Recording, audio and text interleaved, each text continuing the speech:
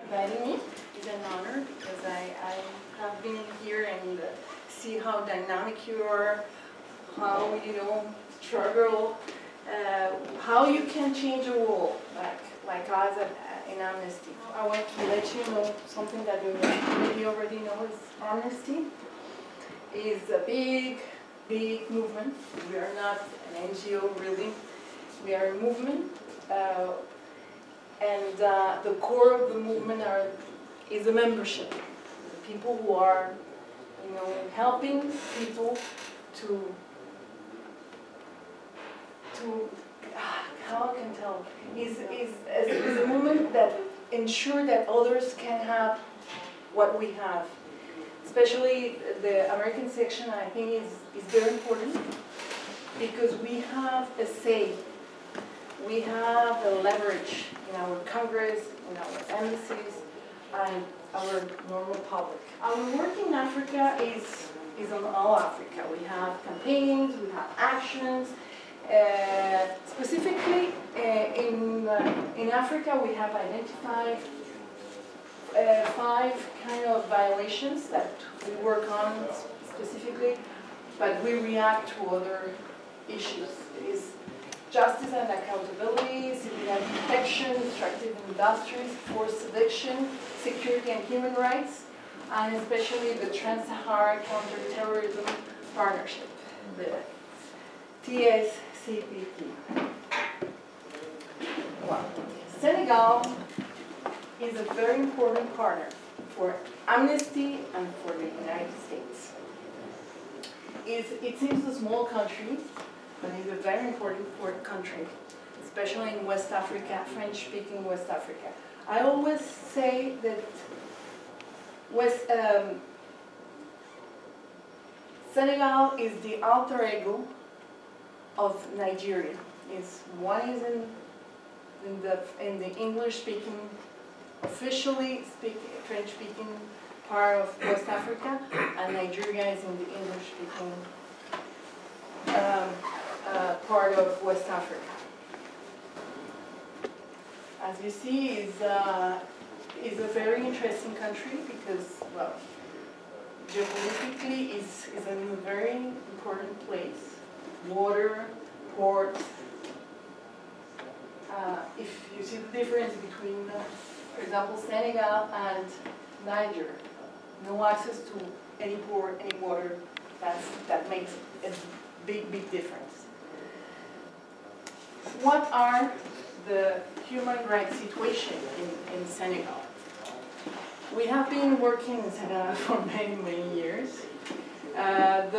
We have 3 reports. One is the normal report that we present to the UN Human Rights Council in Geneva each 4 years, and it was last year. We have our report each year, and we have another report that is related to the situation of mining and human rights violations. What we have, according to our report, is we have excessive use of force, police, torture and ill treatment, freedom of expression, human rights violations in La Casamance. La Casamance is a region in the south.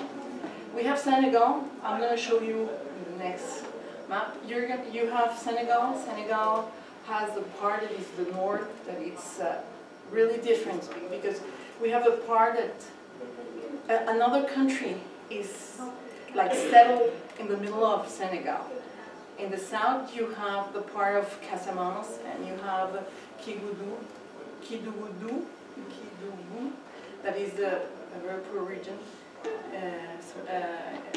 And you have these people who are ethnically and culturally different from the people, the Diolas. They have a movement of separatist movement. It has been like 30 years that they are fighting to have their independence. There is a big repression from the government for many administrations, and we still monitoring the situation. One thing is human rights defenders cannot necessarily work easily and help people who must be accountable for that. Since 2011, doing all the research, having interviews, receiving reports from our allies and partners in the field, they were telling us the true situation because, unfortunately, well, Senegal, it's very interesting for extraction of mines. Senegal has something that is very interesting that is called the Birimian Greenstone Gold Belt. And that means a very interesting gold.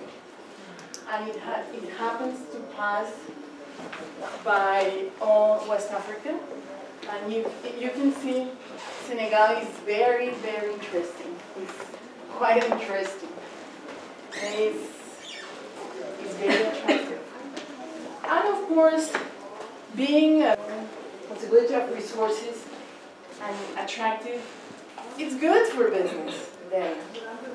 Government says, well, you know, we're attracting, we want to, and today and yesterday the president, during the International Mining Conference that is taking place, today is the second day, tomorrow is going to be the last day. Senegal must be that. The future of Senegal is oil and gold. In the mining code, the mining code says that you are the owner. The underground is the Senegal, the state of Senegal, who is the owner. The public domain tells you, you know, we're going to have a big company. They're going to give us jobs. Well, your land now is land of public interest. Then we're sorry, you need to leave. And, well, okay, I have no problem if I have the same conditions to move. But it's not the case all the time. Of course, we have all the UN covenants, the International Covenant of Civil and Political Rights, and of course the Convention of Elimination of all against women. That's very important too, because remember, in rural communities, women are the core of communities and families. Kédougou is because Kédougou has been target for the exploration. We have so many companies, so many interests, because we have gold, bauxite, a lot of minerals that are very important. Then we have Kédougou that is very, very poor, a very poor region. It's one of the 4th regions. And we have at least 5 big companies, very big companies, with very big permits, with big in surface companies. Then we have, if you see, we have Kédougou, very far from where the decisions are made. Then you have people who are living here, but the decisions come from Dakar. I'm not sure that all people from Dakar have been in Kédougou, but it's a wonderful place, by the way. And of course, because of land use, public use, people need to leave. And that was the case of Dam Koto. They destroyed the town. People were relocated. They have no problem. They say, well, okay, we're ready to relocate if we have the same conditions. Of course, you need to pay us the fact that we're moving. And the agreement was okay and so forth, but when they move, finally they have no access to water. They have no water. where they were. The village that was built by the company had terrible conditions for all the water and so forth, services. The U.S. government agrees with you. Senegal is a democratic leader in Africa, an anchor of regional stability, and a partner of addressing development changes and combating transnational security threats. That's the definition for the U.S. government.